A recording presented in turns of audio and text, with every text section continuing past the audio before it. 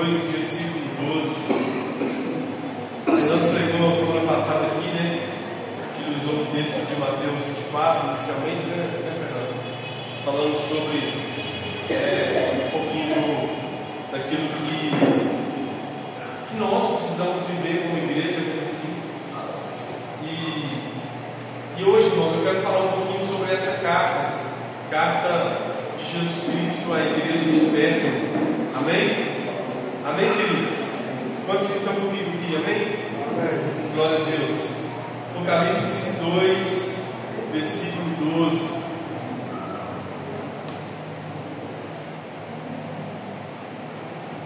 Essa é a terceira carta, né?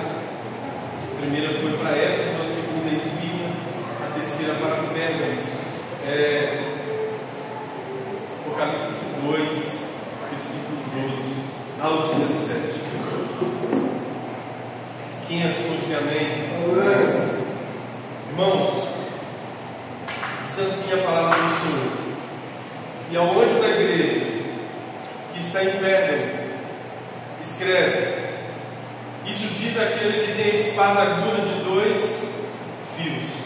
Eu sei as tuas obras, e onde habitas, que é onde está o trono de Satanás, e retens o meu nome, e não negaste a minha fé, ainda nos dias de Antipas, minha fiel testemunha, o qual foi morto entre vós, onde Satanás habita.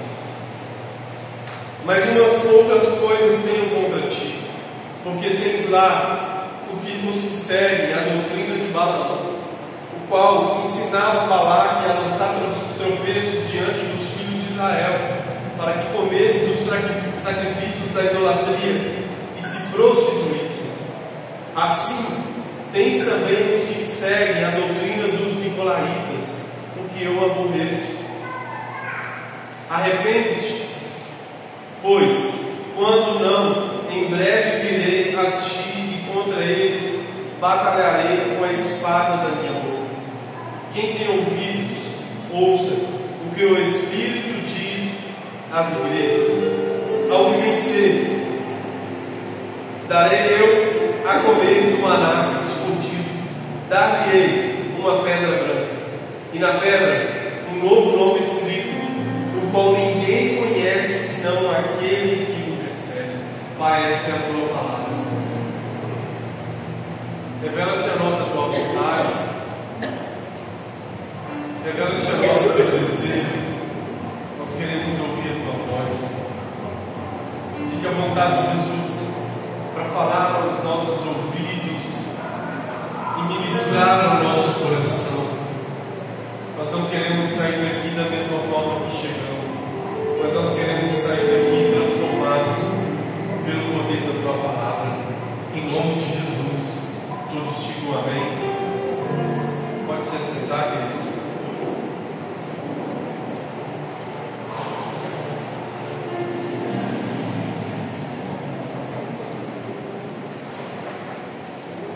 Irmãos, como eu disse, eu quero compartilhar com vocês uma palavra dentro desse texto, dentro dessa carta à igreja de Pérgamo. Pérgamo foi uma antiga cidade rica e poderosa com aproximadamente 150 mil habitantes. A cidade de Pérgamo estava ao norte de Éfeso e ficava a cerca de 100 quilômetros da cidade de Esmirna. Essa cidade também tinha uma grande biblioteca real e era o centro ideológico, intelectual e político de Roma, da Ásia Menor.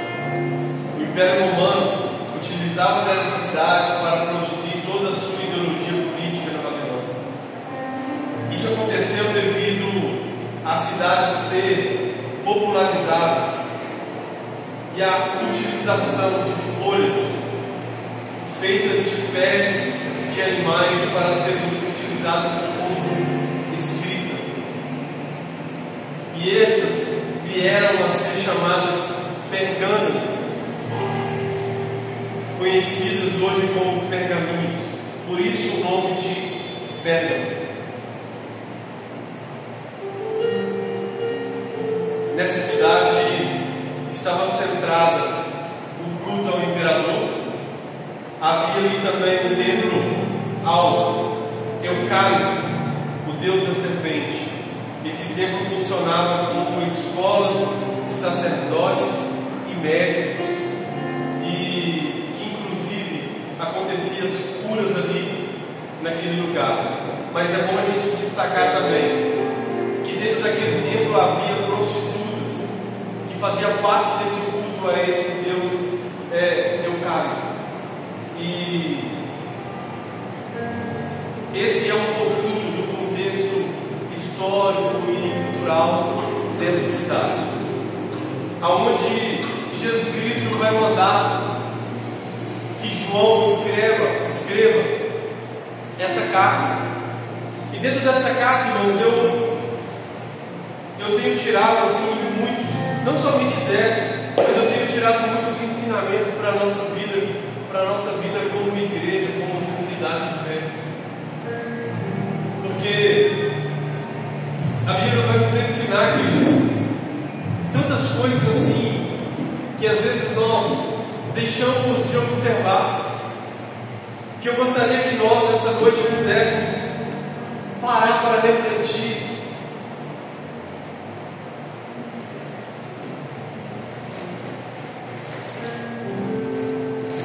Parar para refletir sobre cada uma delas. Acompanha comigo no versículo 12. Nós vamos ver versículo por versículo e meditar neles. Versículo 12. A Bíblia fala assim, e é o anjo da igreja que está em Pérgamo escreve: isso diz aquele que tem a espada de dois fios. Em algumas traduções vai dizer de dois gumes. É tão interessante, irmãos, que para cada uma dessas igrejas, Éfeso, Esmirna, Pérgamo, Tiatira, Sardes, Filadélfia, Laodiceia, Jesus Cristo se apresenta de uma forma. E para essa igreja, para a igreja de Pérgamo, ele se apresenta como aquele que tem a espada de dois gumes. Volta a sua Bíblia em Apocalipse 5,16.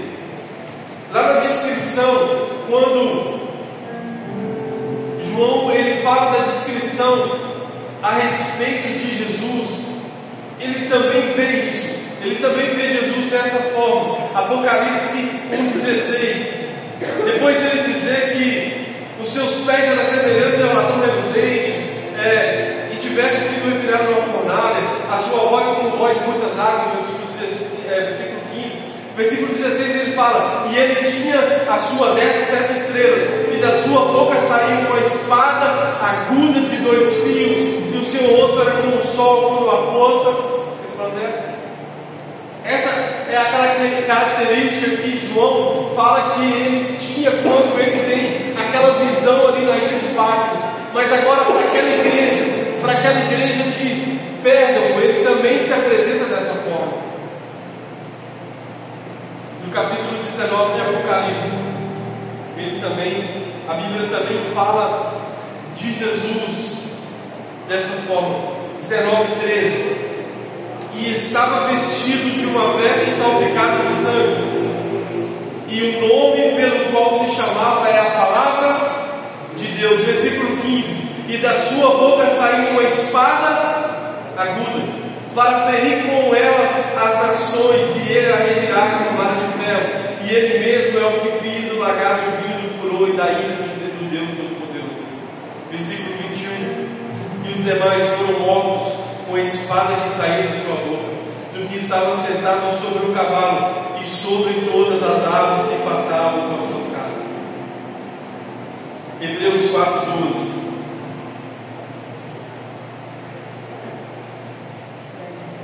Porque a palavra de Deus é viva e eficaz, mais penetrante do que qualquer espada de dois gumes, e penetra até a divisão da alma, do espírito e das juntas e medulas, e é apta para discernir os pensamentos e intenções do coração. Aqui está dizendo que a palavra é viva e eficaz. João 1 vai dizer que Jesus é a palavra. Vamos lá em João 1.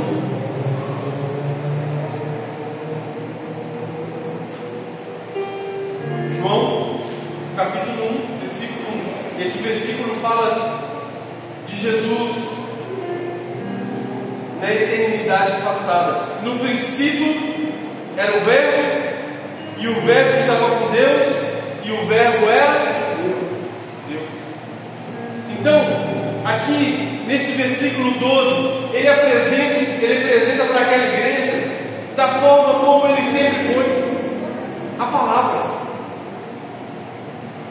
Da forma em que o próprio João ele começa a escrever no Evangelho, dizendo a respeito dele: no princípio ele é a palavra, e a palavra estava com Deus, e a palavra era Deus. Então nós precisamos entender, irmãos, que Jesus Cristo ele é a palavra, é a forma como ele se apresenta para aquela igreja, é a forma como ele tem se apresentado a nós nesses dias, como uma palavra viva e eficaz. Eu aprendi, queridos, um dia que se eu deixar com que essa palavra, que é Jesus, fizer morada no meu coração, nunca mais a minha vida seria a mesma. Agora, irmãos, quando que nós temos deixado que essa palavra faça morada dentro de nós? Ele está se apresentando para aquela igreja. Olha só como ele diz, volta lá em Apocalipse, ele vai dizer: aquele que tem a espada de dois gumes, aquele que tem a espada afiada. Hebreus vai dizer que ela é mais poderosa, ela é poderosa e eficaz a ponto de penetrar na alma, separar juntas e medulas. Irmãos, eu desconheço uma pessoa que teve contato verdadeiro e genuíno com Cristo, que não teve a sua vida transformada. Eu desconheço pessoas que teve um contato com a palavra que é Cristo e que não teve a sua história transformada. O que o mundo precisa, irmãos? O mundo precisa de ter contato com a palavra.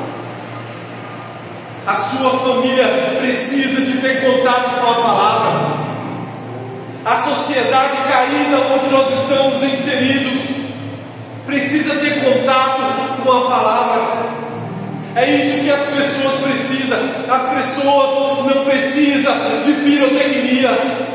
As pessoas não precisam, queridos, de algo, sabe, queridos, esteticamente, sabe, sobrenatural. As pessoas precisam de ter contato com Jesus, que não mudou. Nós mudamos, nós sofremos alteração, mas Ele não muda.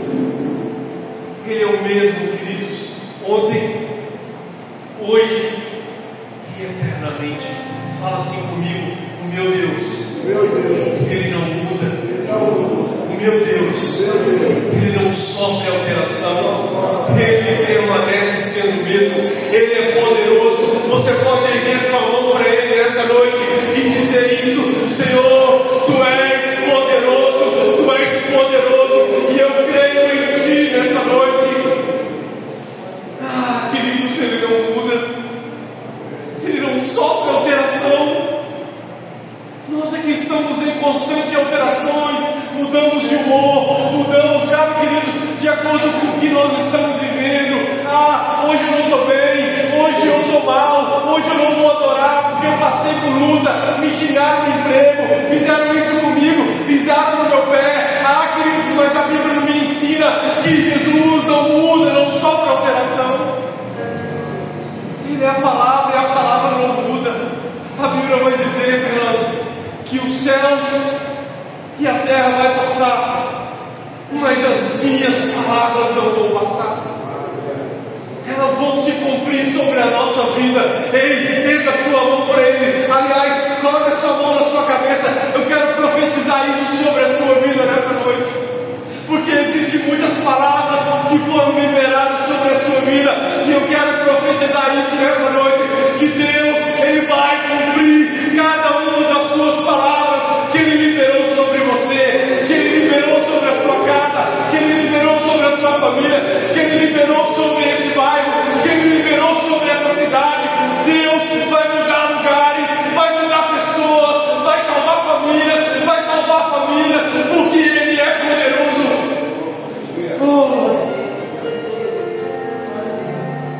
Porque Ele é a palavra. Ele é a palavra, irmãos. Somente esse versículo aqui daria para nós ficarmos aqui falando a noite inteira. Mais um pouco. Ele é poderoso. Ele está se apresentando para aquela igreja. Ele está se apresentando para nós esses dias com a palavra. Versículo 13. Olha o que ele vai dizer para aquela igreja, irmãos.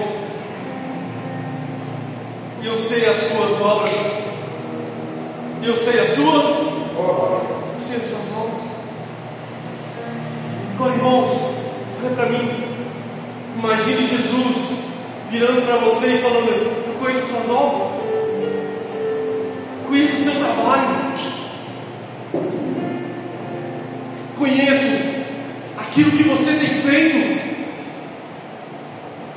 Imagine Jesus dizendo isso: olha, eu conheço o seu trabalho, eu conheço o quanto que você tem se dedicado a mim e ao próximo, o quanto que você tem me servido e servido ao próximo, o quanto que você tem me amado a Deus acima de todas as coisas e amado ao próximo como a ti mesmo. Eu conheço as suas obras. Jesus está dizendo para isso para nós hoje.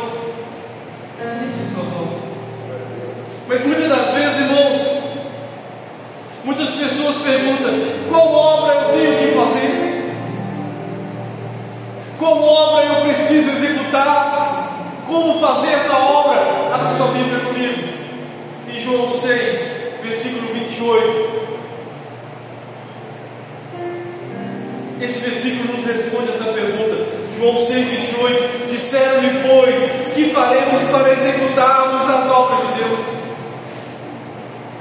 Que faremos para executarmos as obras de Deus? Uma pergunta. Versículo 29, Jesus respondeu e disse: a obra de Deus é esta, que creais naquele que Ele criou. Quantos aqui creem em Cristo Jesus? Você está inserido em uma grande obra. Amém?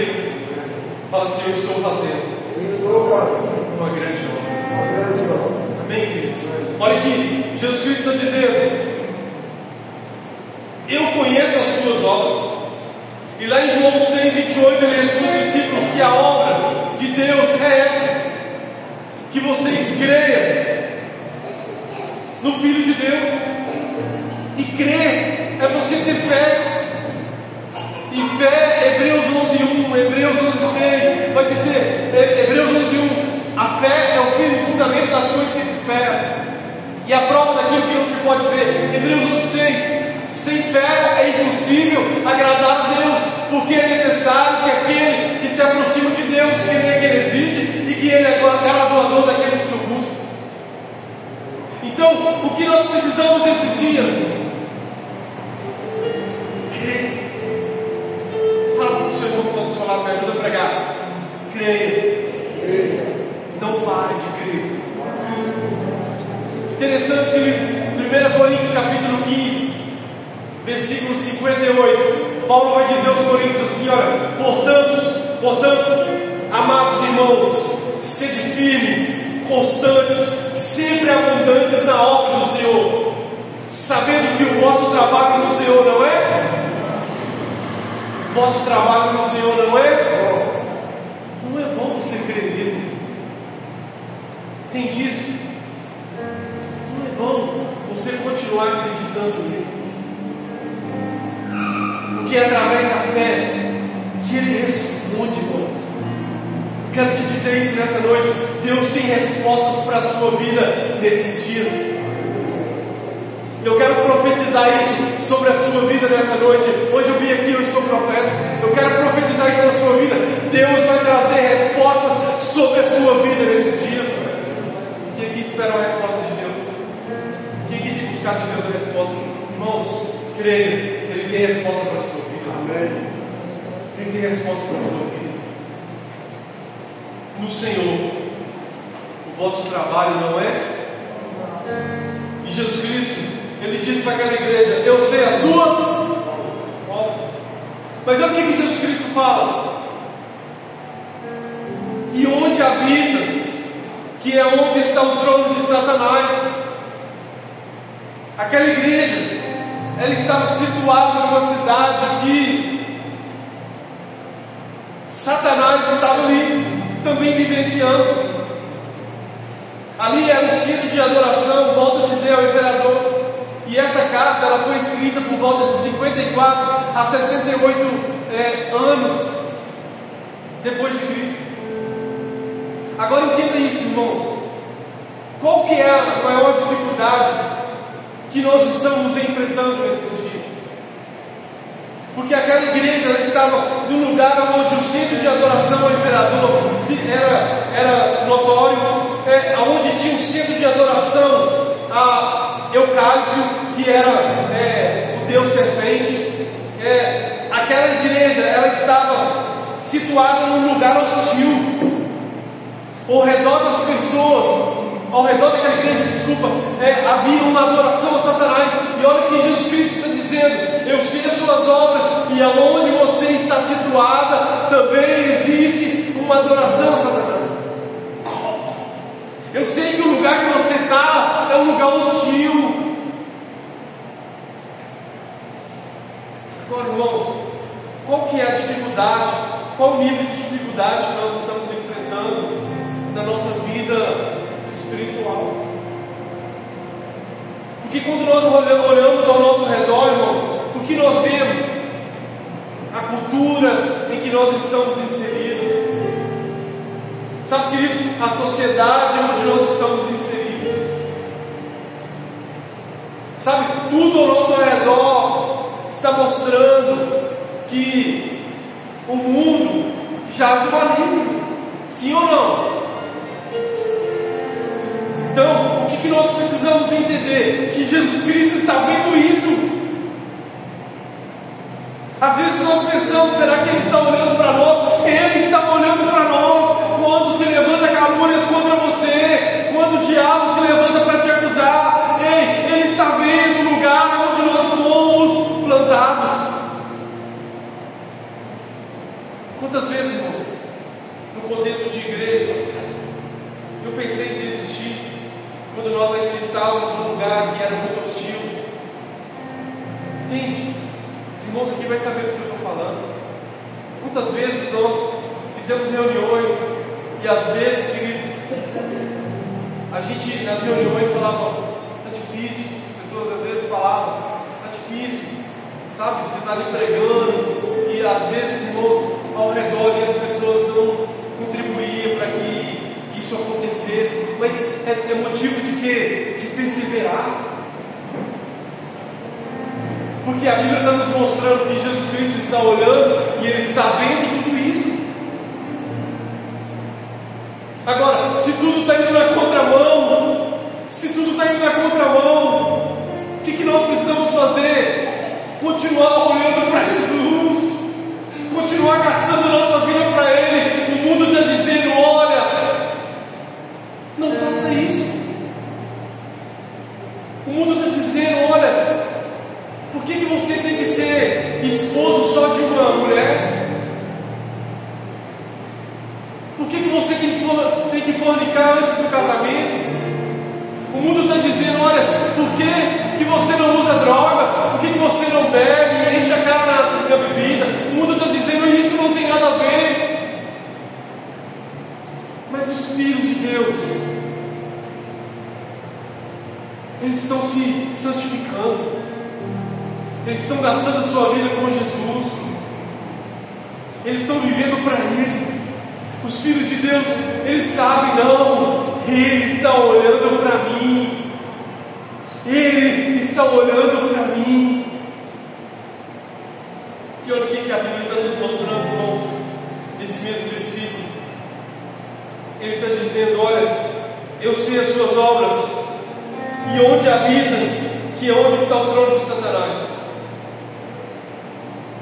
E ele diz: e retens o meu nome, e não negaste a minha fé.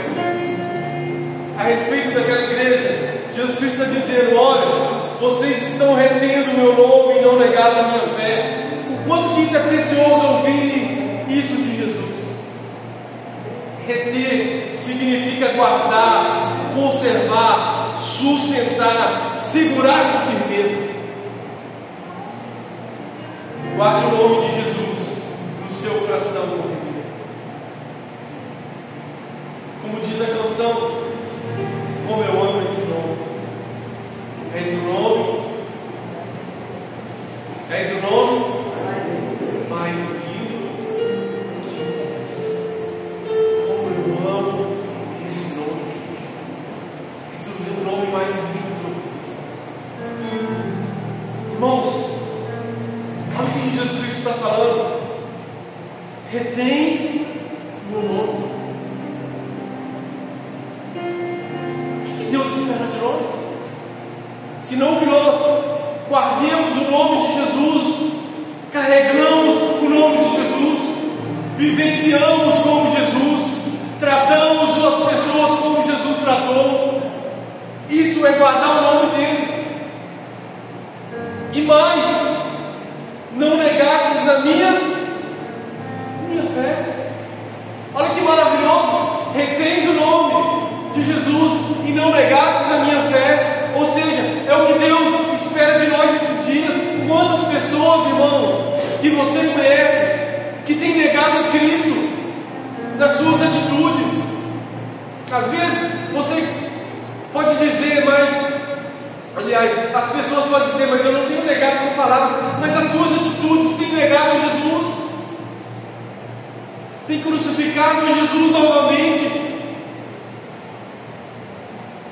Agora, Jesus Cristo está dizendo: olha, vocês têm retido meu nome, têm, guardado meu nome e não negaste a minha fé. Mateus 10:33. Olha o que a Bíblia vai dizer sobre não negar. Mateus 10:33. Acompanhe comigo, queridos. Ele vai dizer assim, olha: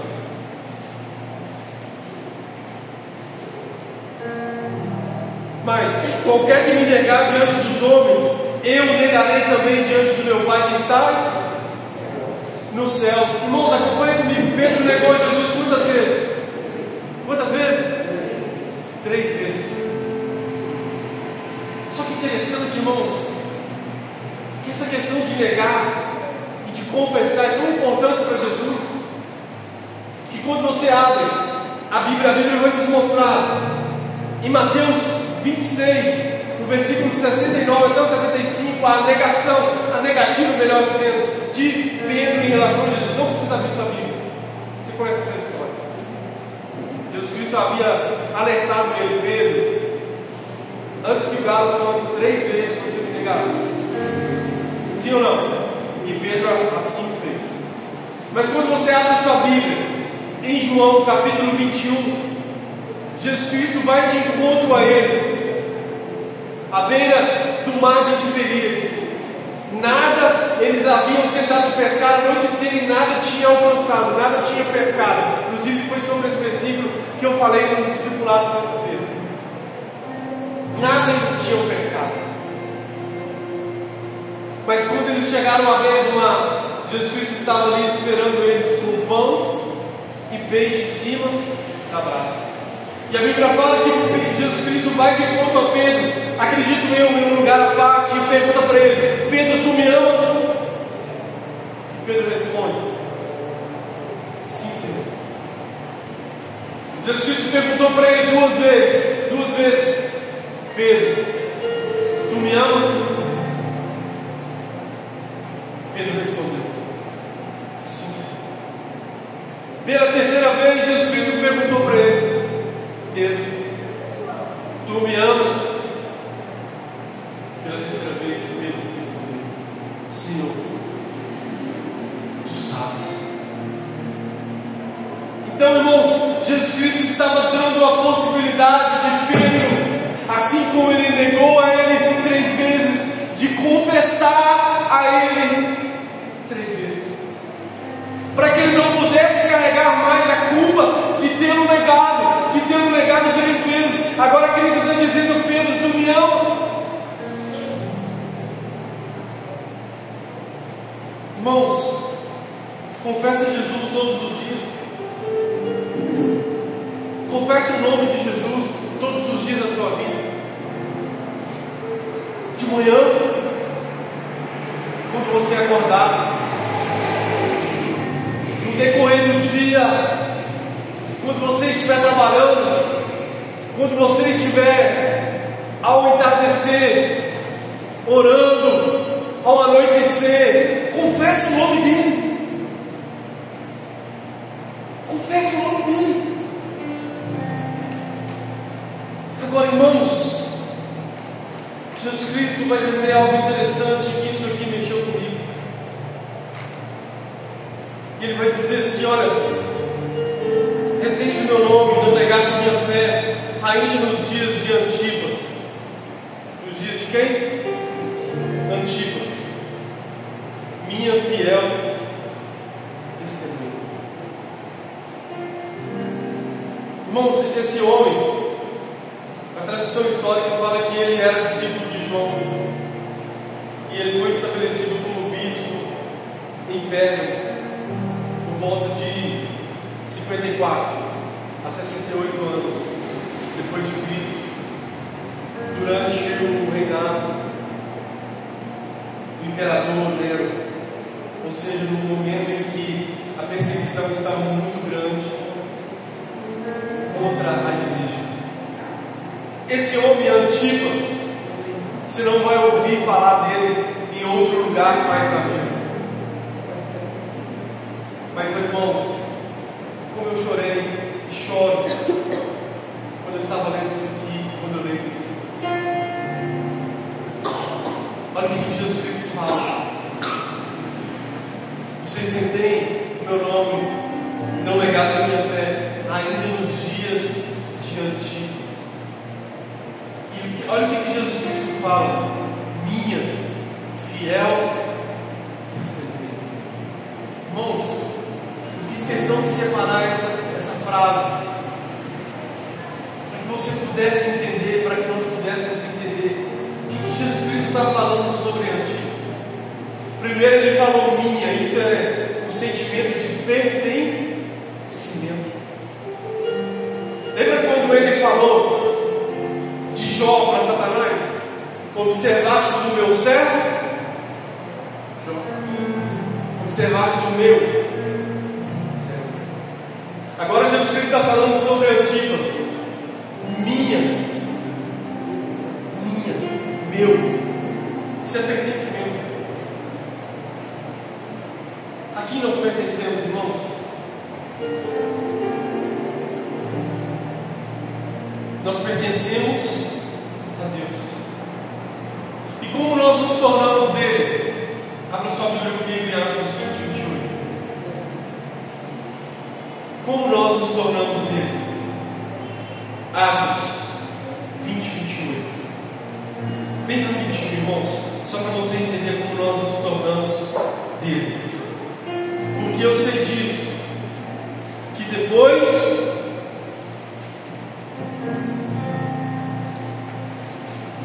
Atos 20, 28.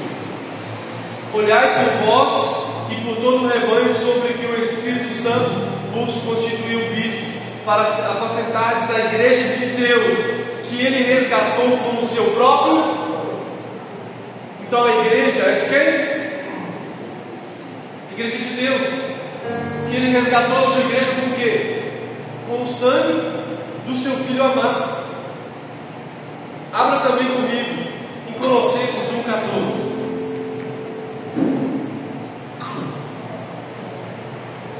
Colossenses 1,14.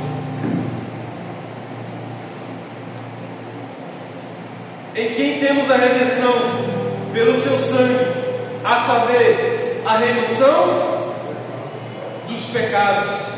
Apocalipse 5:9. E cantavam um hino, e cantavam um cântico novo, dizendo: digno de tomar o livro e de abrir os seus selos, porque foste morto e com teu sangue compraste para Deus homens de toda tribo, língua, povo e nação. Agora, irmãos, a quem pertencemos? Pertencemos a Cristo, pertencemos a Deus, e tudo isso foi através do sangue derramado do seu Filho amado. Eu lembrei de uma ilustração que eu ouvi há muitos anos, aonde diz que, para exemplificar muito essa questão de que nós pertencemos a Ele, diz que nessa ilustração diz que uma criança construiu um barquinho, e esse barquinho ele era muito bem construído, muito bem feito, e ele resolve ir para um rio brincar com aquele barquinho. Só que quando ele estava brincando naquele rio, a história fala que, essa ilustração fala que a correnteza levou o barquinho e ele voltou para casa muito triste. E um certo dia ele estava passando em frente a uma loja na sua cidade, e ele observou que aquele barquinho que ele tinha construído estava à venda naquela loja. E ele entrou na loja e falou para aquele homem: olha, esse barquinho é meu, fui eu que construí esse barquinho. E o dono daquela loja falou assim: olha, não, ele está à venda, e eu te vendo ele por tanto. Aquela criança voltou na sua casa, pediu ao seu pai o dinheiro e falou: eu preciso de dinheiro para me comprar aquele barquinho. E o pai deu aquele dinheiro. Ele foi lá na loja, comprou aquele barquinho e voltou para casa muito alegre, porque aquele barquinho, no primeiro momento, ele tinha construído, mas a correnteza levou ele para longe. Mas no segundo momento, ele resolveu pagar o preço por aquele barquinho. E assim, irmãos, é Jesus conosco. Ele nos fez e nós fomos comprados por Ele. As correntezas talvez sejam um pecado que nos levou para longe, mas Ele foi atrás de nós, Mateus, e pagou o preço por nós e nos trouxe para perto de novo, e nos trouxe para Ele de novo. E é isso que Deus Ele faz conosco. Sabe, queridos, Ele está dizendo para aquele, a respeito daquele homem Antipas: minha fiel testemunha. E eu vejo, queridos, que Ele fala isso a respeito de nós. Ei, filho, ei, filha, você pertence a mim. O quanto que isso é maravilhoso, o próprio Deus nos dizendo isso. Você não pertence a homens, você não pertence a esse mundo caído, você não pertence a esse sistema que está indo a passos largos para o inferno. Você pertence ao Deus poderoso que te comprou com alto sangue, com preço alto. Isso aqui enche os meus olhos, queridos. Isso aqui enche os meus olhos. Antipas, minha fiel testemunha. Como eu disse, Jesus Cristo está dizendo que aquele homem pertencia a Ele, aquele homem que foi morto pertencia a Ele. Ele está dizendo que Ele também era fiel. Agora uma pergunta eu faço, irmãos: quanto que nós temos sido fiel a Deus na nossa vida cotidiana, na nossa vida com Cristo? Quanto que isso aqui, no domingo, 18h30, no máximo 20h30, faz sentido na sua vida, para você ser fiel na segunda-feira, na terça-feira, na quarta-feira? Irmãos, Ser cristão dentro do tempo é muito fácil. Ser fiel a Deus em um lugar como esse é muito fácil. Deus está nos chamando a ser fiel a Ele todos os dias, inclusive na segunda, na terça, na quarta, na quinta, na sexta, no sábado, inclusive quando uma porta se fechar, inclusive quando uma doença bater na porta, inclusive quando você for caluniado, inclusive quando lhe faltar alguma coisa, Ele vai vir e vai nos prover, porque a Bíblia fala que Ele é fiel.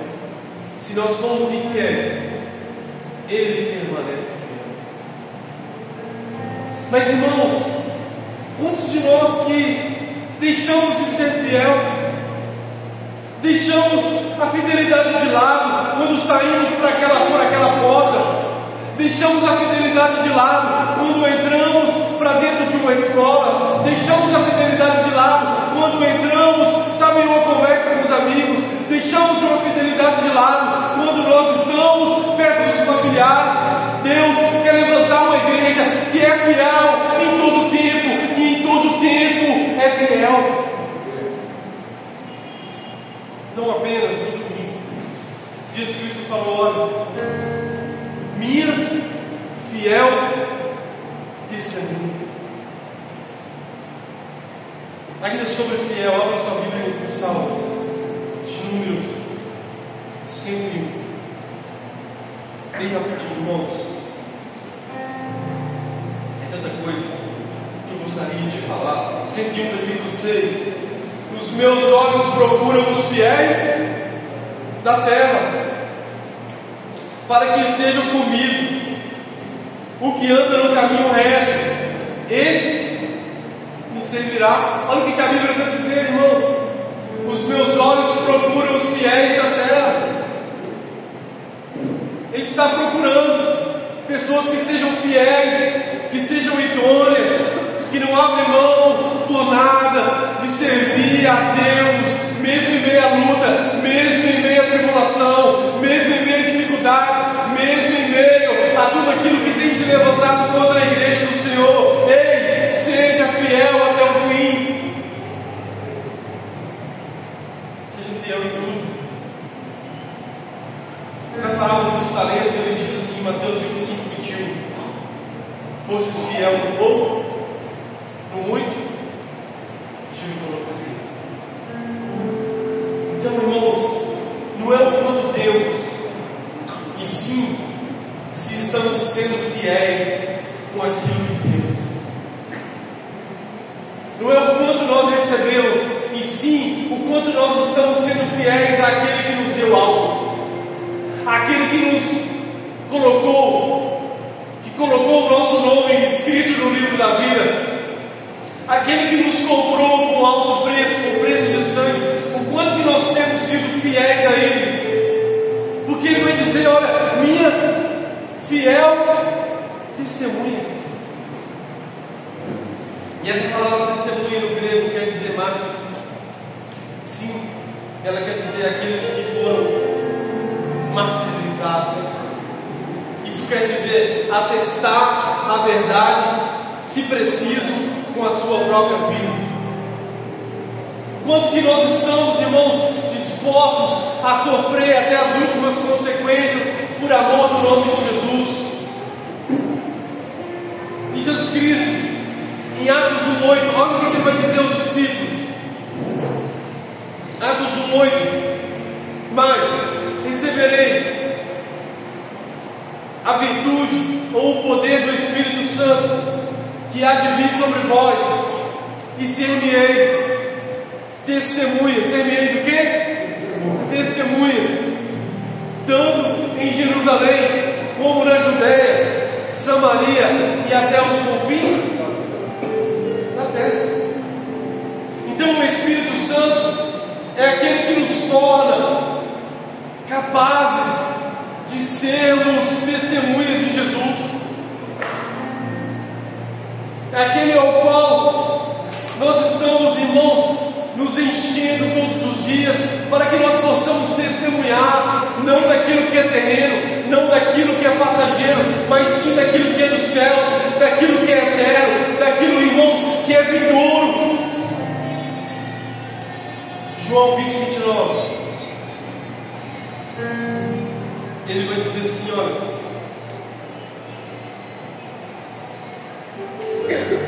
bem-aventurados os que não viram, mas creram. Talvez você pergunte: o que isso tem a ver com ser testemunho, irmãos? A palavra testemunho, ela está intrinsecamente ligada àqueles que viram, que testemunharam algo. Quantos que estão entendendo isso? Por isso que Jesus Cristo deixou escrito: bem-aventurados aqueles que não viram, mas creram. Por quê? Porque nós somos testemunhas de Jesus Cristo. Sabe, queridos, ainda que nós não ouvimos Ele fisicamente, mas com os nossos olhos espirituais nós podemos ver. Nós podemos sentir, tão certo como o ar que você respira, que nós respiramos, nós podemos sentir a presença dEle nesse lugar. Por isso nós testemunhamos, porque nós não vivemos por aquilo que vemos, mas sim por aquilo que nós estamos formados, olha, vivendo com Ele.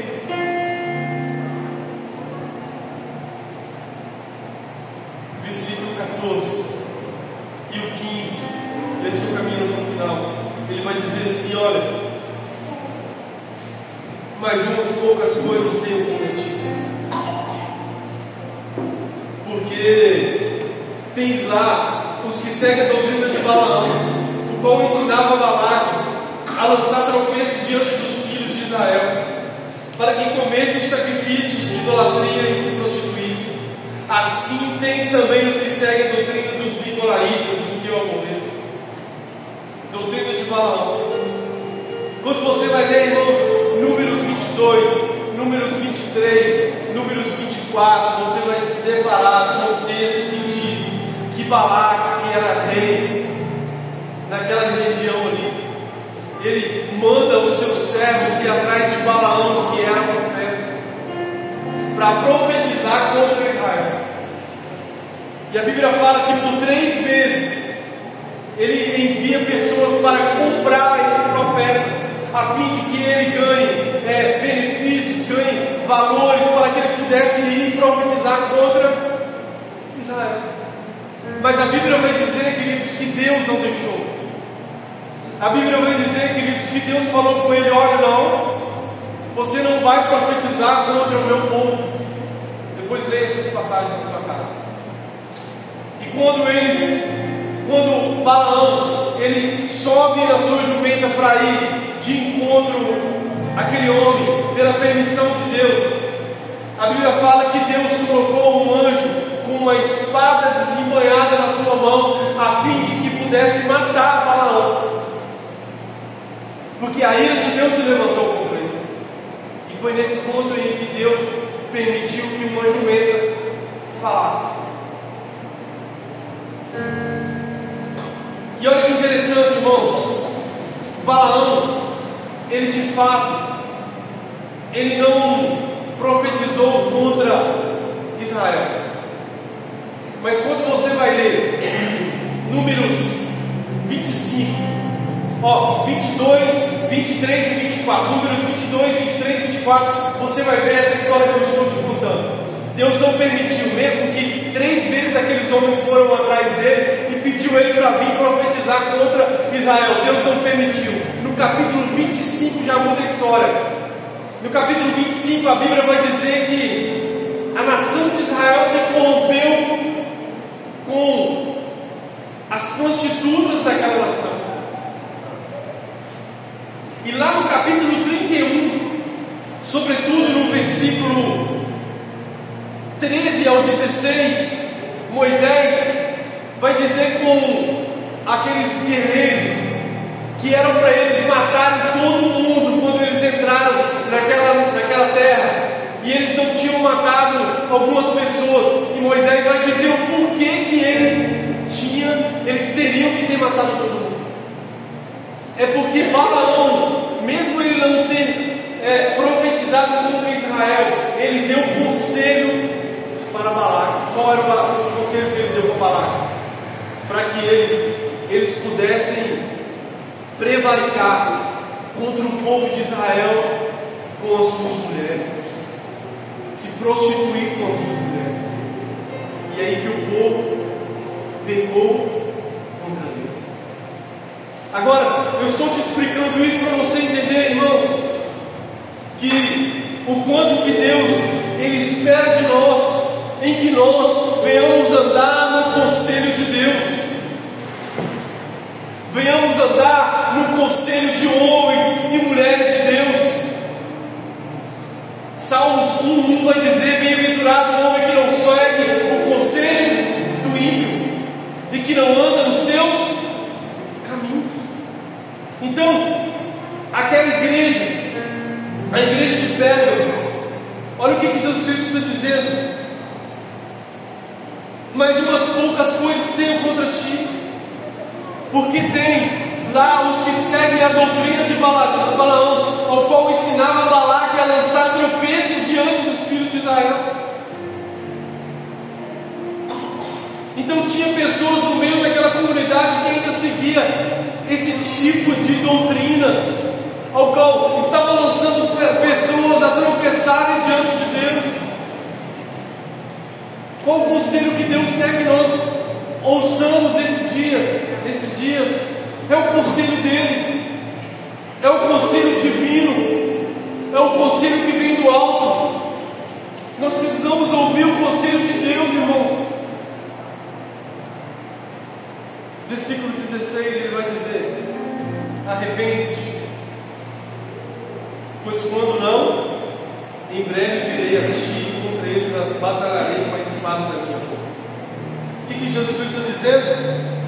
Arrepende-te. É preciso se arrepender.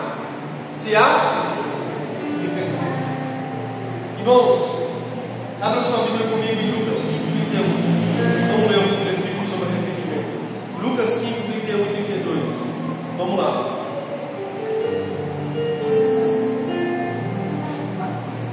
Não necessitais de médicos que estão são, mas sim os que estão enfermos. Eu não vim chamar os justos, mas sim os pecadores ao arrependimento. Lucas 15:10. Vamos lá, irmãos.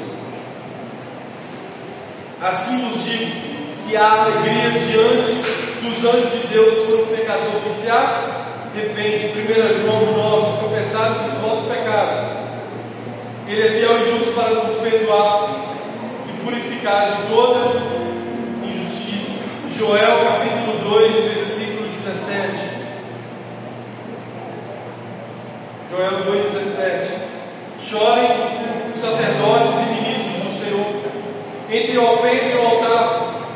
Diga: poupa o teu povo ao Senhor e não entregues a tua herança ao opróbrio, para que as nações façam escárnio dele. Porque diriam entre os povos: onde está o teu Deus? 2 Pedro 3,9. 2 Pedro 3,9.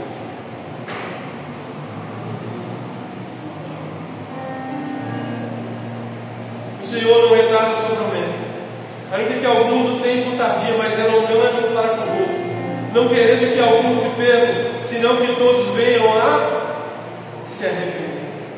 Mateus 3:2. Mateus 3:2. Dizendo: arrependei-vos, porque é chegado a vós o reino dos céus. Irmãos, tem muitos versículos que falam sobre arrependimento.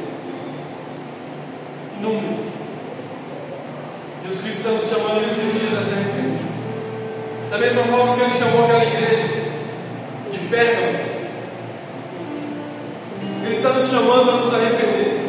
Joel vai dizer: chorem os ministros do Senhor entre o alpendre e o altar. Se arrependam e volte-se para Deus. Agora, irmãos, o que temos visto nesses últimos dias é que as pessoas não têm se arrependido dos seus pecados. E o que nós precisamos como igreja é nos arrependermos.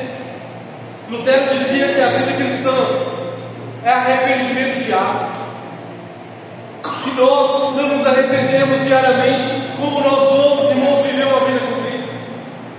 Porque ele vai dizer no versículo 17, e aqui eu finalizo: quem tem ouvidos, ouça o que o Espírito diz às igrejas. Ao que vencer, darei eu de comer no maná escondido, e darei uma pedra branca, e na pedra branca um novo nome escrito, o qual ninguém conhece, senão aquele que o recebe. Ao que vencer, eu lhe darei no maná escondido. João 6, 31 ao 35, Jesus vai dizer: eu sou o pão vivo que desce do céu. Ele começa se apresentando como aquele que tem a espada na sua boca. E ele finaliza dizendo que aquele que vencer, ele vai comer o maná de Deus. Ele vai experimentar da grandeza de Deus Todo-Poderoso. Agora, irmãos, e ele vai dizer: eu lhe darei uma pedra branca. Isso quer dizer, eu vos tornarei puros. E ele vai dizer: eu vou te dar um novo nome. Isso quer dizer, eu vou te dar um caráter segundo o caráter de Cristo, segundo o meu caráter. Agora, irmãos, o quanto que nós estamos olhando para esses textos e aplicando ele na nossa vida? Ao que vencer, quer dizer que iremos passar por lutas. Venci uma batalha, aleluia, fim do seu corpo, que haverá outras. Olhem para Jesus, que outros se levantarão. Mas ele vai dizer que ao que vencer, quando você chegar naquele dia, e você puder dizer assim: eu venci pelo nome dele, eu venci em ter gastado a minha vida com ele, ele vai dizer: eu vou dar a ele o maná que está escondido. Volto a dizer, Jesus Cristo falou: eu sou o pão vivo que desceu do céu. Fique sobre os seus pés. Quem entendeu essa palavra, diga amém. Gostaria de convidar você a fechar os seus olhos.